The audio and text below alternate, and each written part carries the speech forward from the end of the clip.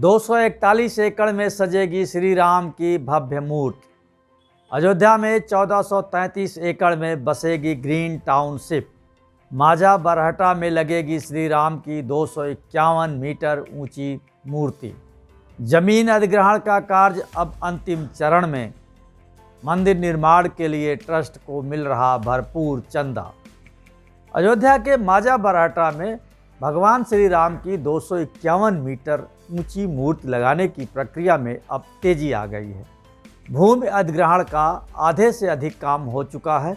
अभी तक यहां 100 एकड़ के क्षेत्र में मूर्ति स्थापना स्थल को विकसित किया जाना था, लेकिन अब जमीन का आकार बढ़कर 2.5 गुना हो गया है। अयोध्या आवास विकास परिषद ने यहाँ की जमीन का दायरा बढ़ा दिया है।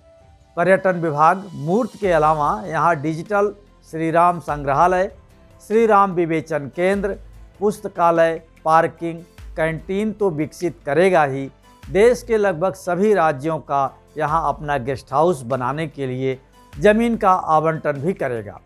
इस वजह से जमीन का दायरा बढ़कर 241 एकड़ हो गया है। राम मंदिर का निर्माण के इस विशेष शो में आइए जानते हैं राम मंदिर के निर्माण की प्रगति रिपोर्ट के साथ ही अयोध्या की विकास यात्रा के बारे में। अयोध्या में विकसित हो रही ग्रीन टाउनशिप। अयोध्या में आवास विकास परिषद ग्रीन टाउनशिप योजना विकसित कर रहा है। इसके लिए माझा बरहटा, माझा तिहुरा और माझा शाहनवाजपुर की 1192 एकड़ भूमि गृह स्थान और हाट बाजार योजना के लिए अधिगृहीत की जानी है। अब तक 60% से अधिक भूमि का अधिग्रहण हो चुका है। इस भूखंड में हाईवे से सटे माझा बरहटा में 2011 में ही अंतर्राष्ट्रीय रामलीला केंद्र के लिए पर्यटन विभाग को भूमि अधिगृहीत कर दी गई थी। इसी भूमि के एक हिस्से में अब आधुनिक बस अड्डा आबाद हो चुका है। ग्रीन टाउनशिप के ही एक हिस्से की करीब 100 एकड़ भूमि में प्रभु श्री राम की मूर्ति स्थापना का विचार था, लेकिन अब इसे बढ़ाकर 241 एकड़ कर दिया गया है।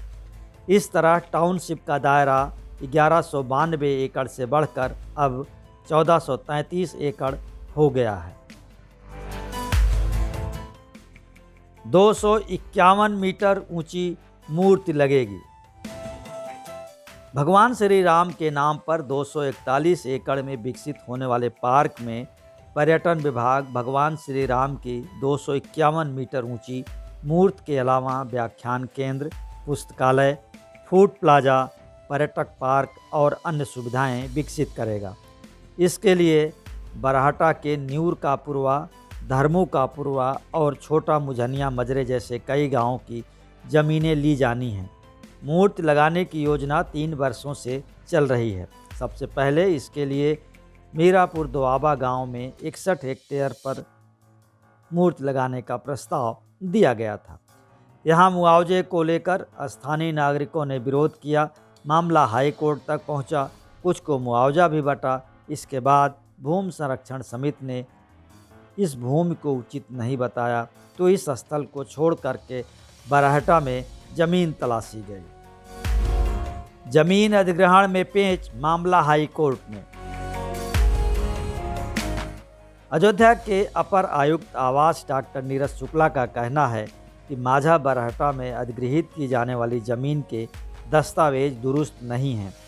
इसकी वजह यह है कि 1952 के बाद से यहाँ चकबंदी ही नहीं हुई। इस बीच सरयू की धारा बदल जाने से ज़मीन कहीं सरयू के कटान तो कहीं उसकी तलहटी में चली गई। इसके बाद यह गांव नगर निगम में आ गया, इसलिए ज़मीनी हक का विवाद पचड़े में फंसा है। गांव के पूर्व ग्राम प्रधान राम प्रताप उर्फ लड्डू लाल बताते हैं कि आज़ादी से पहले अंग्रेज़ों के समय में माझा बरहटा गांव की भूमि अयोध्या के राजा की जागीर थी। सीलिंग एक्ट के बाद राजा ने इस ज़मीन को अपने नौकरों के नाम पर भूमि रिकॉर्ड में स्थानांतरित कर दिया। 1990 में महर्षि महेश योगी के ट्रस्ट महर्षि रामायण विद्यापीठ ट्रस्ट ने इन्हीं लोगों से ये ज़मीन खरीद ली। अब ये मामला हाई कोर्ट में है। कोर्ट ने CRO से इस जमीन का खसरा मांगा है। पत्थर तराशी के लिए राजस्थान में 4 कार्यशालाएं। श्री राम जन्मभूमि तीर्थ क्षेत्र ट्रस्ट के महामंत्री चंपत राय के अनुसार मंदिर निर्माण के फाउंडेशन यानी सेकंड फेज ऑफ फाउंडेशन का काम अब महज 5 से 10% ही बचा हुआ है। मजबूत चट्टान के ऊपर कंक्रीट बन रहा है, उसके बाद पत्थरों को एक के ऊपर एक रखकर प्लिंथ तैयार की जाएगी।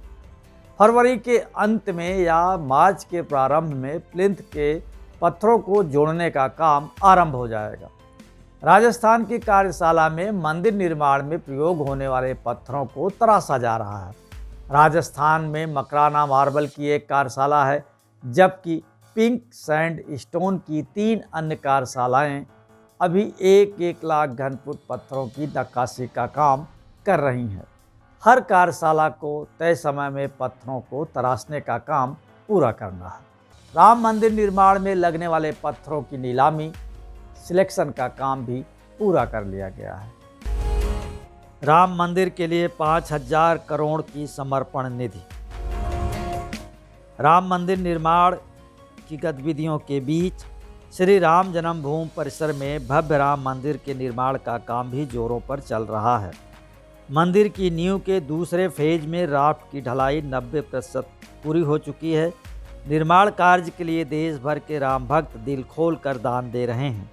अप्रैल 2020 में जैसे ही श्री राम जन्मभूमि तीर्थ क्षेत्र ट्रस्ट का खाता खुला, मंदिर निर्माण के लिए भक्तों ने समर्पण निधि देनी शुरू कर दी थी। रामलला के प्रति गहरी आस्था का ही परिणाम है कि 1.5 साल के भीतर 5,000 करोड़ से अधिक की समर्पण निधि मिल चुकी है।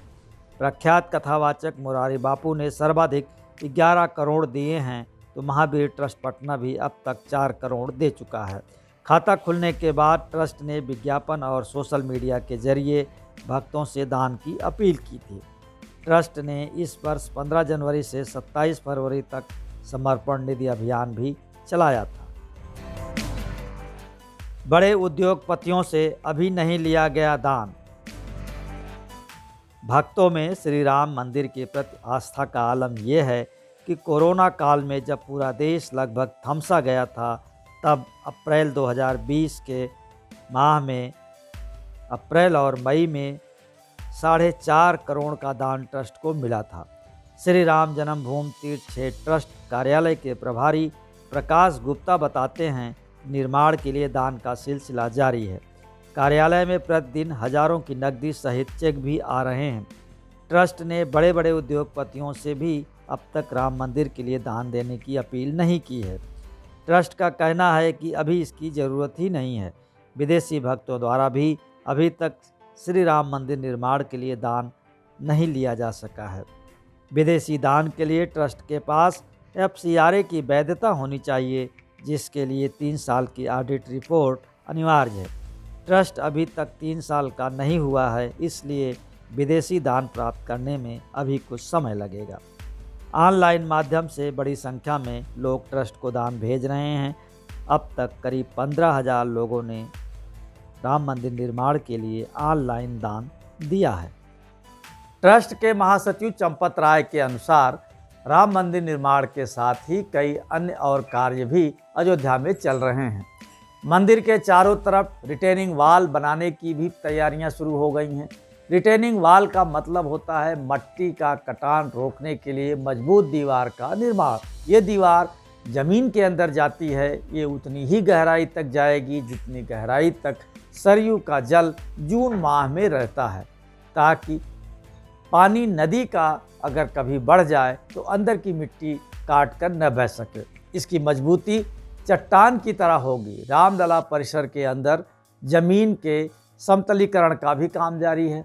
हर कार्य समय से पूरा हो, इसका पूरा प्रयास है। बहरहाल राम मंदिर का निर्माण का ये शो आपको पसंद आया तो लाइक करें, शेयर करें और हाँ, कमेंट बॉक्स में अपनी राय ज़रूर लिखें।